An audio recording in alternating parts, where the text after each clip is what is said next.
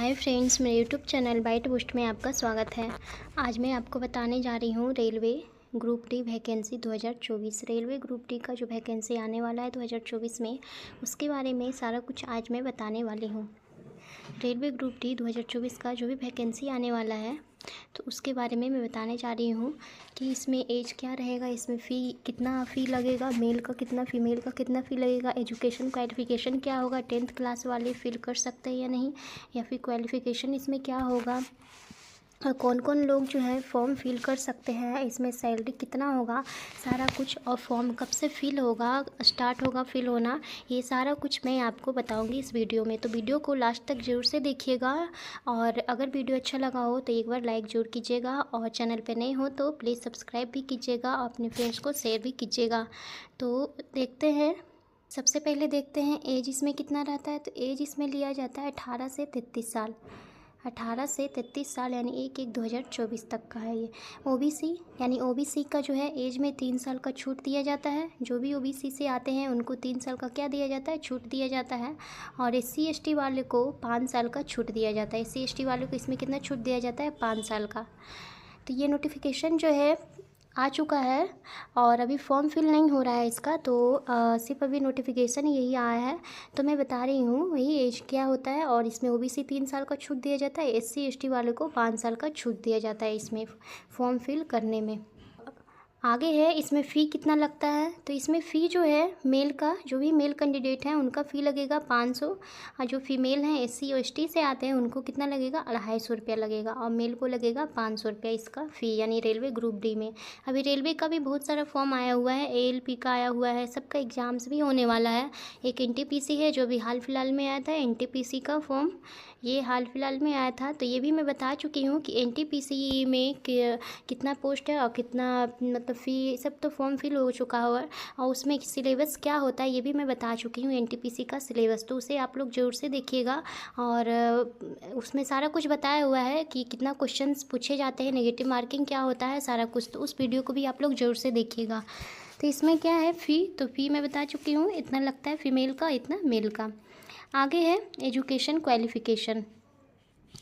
आगे है education qualification, ITI pass. जो भी कैंडिडेट आईटीआई पास हैं, जो भी student from any recognised institute, मतलब कोई भी इंस्टीट्यूट से आईटीआई पास हो, या फिर 10th पास, या फिर 10th पास भी हैं तो वो भी फॉर्म को फिल कर सकते हैं, या फिर आईटीआई पास जो है वो भी कर सकते हैं।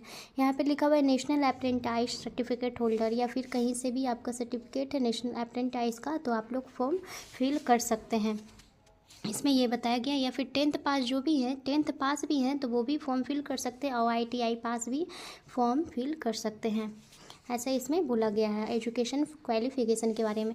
ये सारा कुछ अभी से आप लोग जान लीजिए, ताकि फॉर्म जब फिल होना स्टार्ट होगा तो आप लोग आराम से फॉर्म फिल कर सकते हैं। उसमें क्या क्या खोजा जाता है ये सारा कुछ आपको पता होगा, तो आराम से फॉर्म फिल कर सकते हैं। उस टाइम आप लोग को कोई प्रॉब्लम नहीं होगा फॉर्म फिल करने में। यहाँ पे है, आगे है अप्लाई डेट, यानी कब से अप्लाई हो रहा है ये फॉर्म। तो ये फॉर्म जो है अप्लाई होगा लास्ट अक्टूबर में अप्लाई हो सकता है, या फिर नवंबर के फर्स्ट वीक में। अभी फॉर्म का डेट नहीं आया है, कब से फॉर्म स्टार्ट होगा भरना, तो अभी डेट आया नहीं है। तो हो सकता है लास्ट ये नोटिफिकेशन यानी कि निकल गया था बहुत पहले ही कि फॉर्म कब फिल होगा आरआरबी ग्रुप डी का, तो लास्ट अक्टूबर या फिर फर्स्ट नवंबर में नवंबर के फर्स्ट वीक में आ सकता है फॉर्म फिल होने का वाला डेट। इसमें वैकेंसी कितना होने वाला है, तो इसमें वैकेंसी जो रहने वाला है आपका 1 लाख प्लस वैकेंसी आने वाला है, ऐसा बोला गया है। और बहुत दिन से ये बोला जा रहा है कि इसमें जो वैकेंसी होगा 1 लाख प्लस वैकेंसी होने वाला है। इसमें सैलरी कितना होगा, तो इसमें सैलरी जो होता है 22,000 से 25,000 पर मंथ। ये 22,000 दिया हुआ रहता है, इससे ज़्यादा भी सैलरी रहता है, यानी 22,000 मिनिमम सैलरी रहता है, मैक्सिमम और ज़्यादा सैलरी भी रहता है। वो पोस्ट पे डिपेंड करता है, जिस पोस्ट पे आप हैं उस पोस्ट का सैलरी पे डिपेंड करता है कि कौन से पोस्ट पे आप हैं और कितना उसमें सैलरी मिल रहा है। तो ये मिनिमम सैलरी दिया हुआ है, मैक्सिमम सैलरी 25,000 पर मंथ है, मैक्सिमम यानी 22,000 से 25,000, लेकिन 25,000 से भी ज़्यादा दिया जाता है। यहाँ पे मिनिमम सैलरी दिया हुआ है, ये पोस्ट वाइज पे डिपेंड करता है कि आपको सैलरी कितना दिया जाएगा, या फिर आपको सैलरी कितना मिलता है। फिर है सिलेक्शन प्रोसेस, आपका सिलेक्शन कैसे होगा।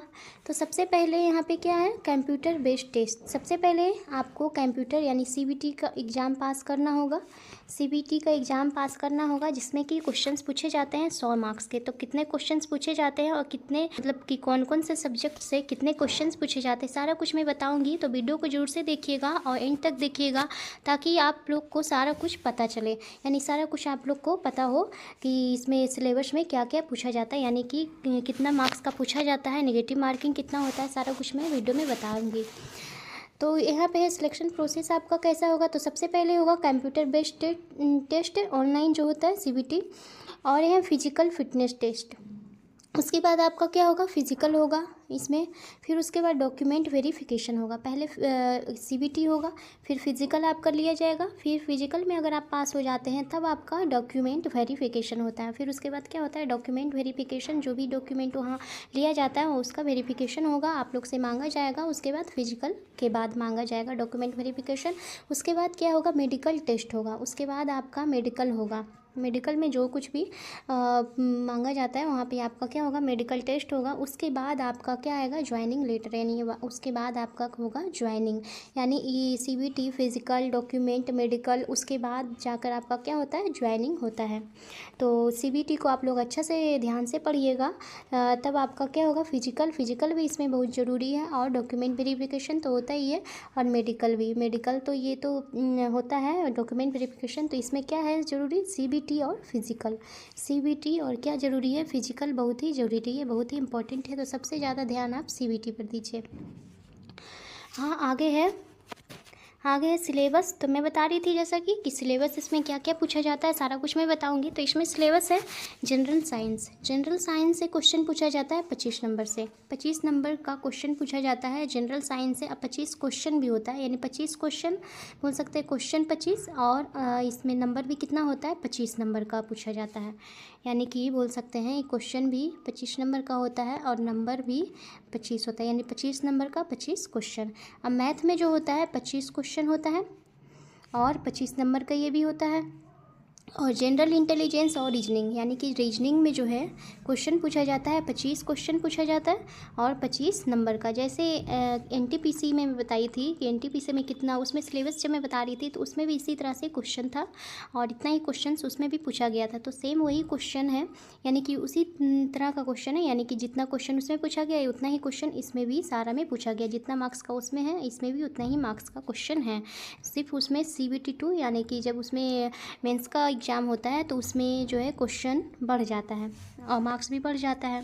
तो इसमें जो है जैसा एनटीपीसी में सिलेबस था वही सिलेबस इसमें भी है। एनटीपीसी का CBT 1 में जो सिलेबस था, तो इसमें जनरल साइंस से 25 है, तो 25 number 25 question, 25 number 25 question math में, तो 25 नंबर मैथ में।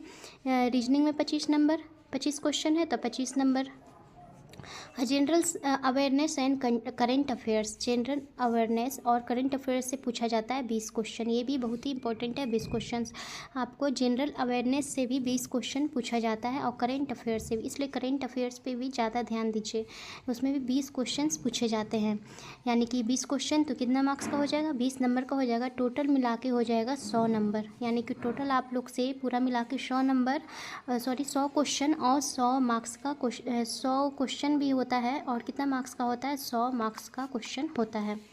यानी कि सभी क्वेश्चन जो होते हैं 1 मार्क्स के होते हैं, यानी कि एक क्वेश्चन जो होते हैं 1 मार्क्स के होते हैं और 25 क्वेश्चन 25 मार्क्स के। और आगे है कि टोटल मार्क्स जो होता है 100 होता है, टोटल नंबर कितना होता है, 100 नंबर होता है, 100 नंबर का क्वेश्चन होता है।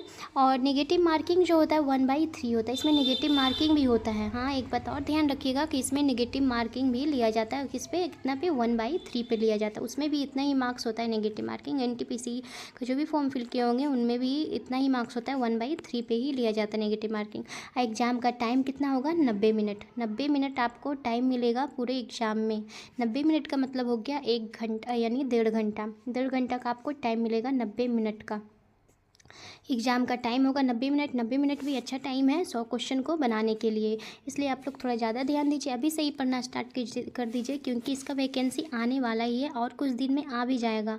तो इतना ही था। और अब मैं बताऊंगी कि कितना ये 1 लाख वैकेंसी जो है किस किस जोन में मतलब किस किस जोन में कितना वैकेंसी है। अब मैं आपको ये दिखाती हूँ कि कौन कौन से जोन में कितना वैकेंसी आया है, ये भी मैं दिखा रही हूँ।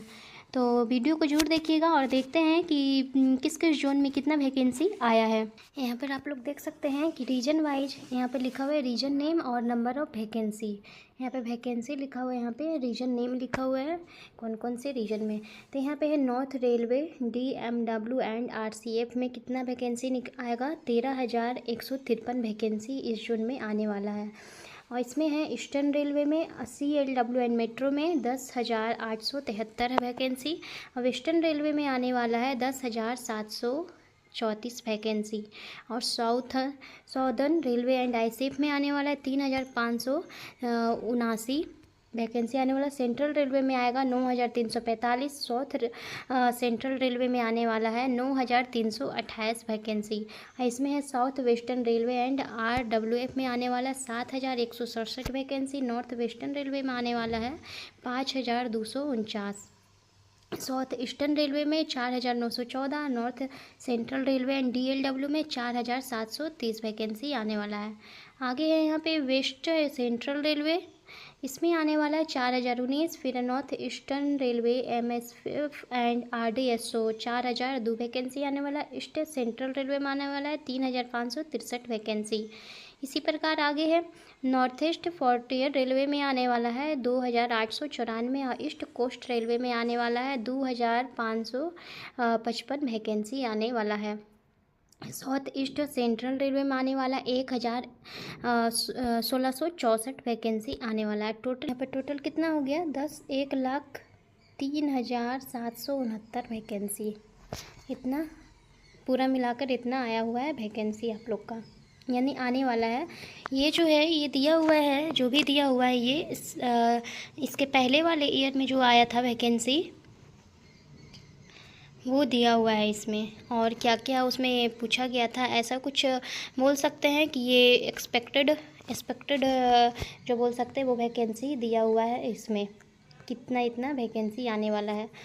तो इसका नोटिस बहुत जल्दी आ जाएगा, तो आप लोग इस पे ध्यान दीजिएगा। और इसमें क्या क्या पूछा जा रहा है, एजुकेशन क्वालिफ़िकेशन क्या है, ये सारा कुछ दिखेगा। और इसमें सिलेक्शन प्रोसेस और इसमें CBT का भी एग्ज़ाम, तो इस CBT में क्या क्या पूछा जाता है ये सब भी आप ज़रूर देखिएगा। और इसमें रीजनिंग पूछ रहा है, मैथ पूछ रहा है, और जनरल इंटेलिजेंस यानी GK GS और करंट अफेयर्स, ये सारा कुछ पर ध्यान दीजिएगा। इसमें सबसे ज़्यादा है जनरल साइंस। और ये जो क्वेश्चन पूछे जाते हैं 10th लेवल पे ही पूछे जाते हैं, ज़्यादा कुछ हार्ड क्वेश्चंस नहीं होता है, 10th लेवल पे ही क्वेश्चन पूछे जाते हैं NCERT लेवल पे। तो ये सारा कुछ है, इतना ही बताना था फ्रेंड्स। ये सिलेबस हो गया, सारा कुछ मैं बता चुकी हूँ। और किस किस क्वेश्चन यानी कि जो क्वेश्चन दिया हुआ है कितना कितना क्वेश्चंस पूछा जाता है किस किस सब्जेक्ट में, तो सारा कुछ मैं बताऊंगी। यानी कि जनरल साइंस में जो कितने कितने क्वेश्चंस पूछे जाते हैं कितने होंगी, आप लोग कमेंट करके ज़रूर बताइएगा। इतना ही बताना था फ्रेंड्स। अगर मेरा वीडियो अच्छा लगा हो तो एक बार लाइक ज़रूर कीजिएगा, अपने फ्रेंड्स को शेयर भी कीजिएगा, और चैनल पर नए हो तो सब्सक्राइब ज़रूर से कीजिएगा। And bye, thank you.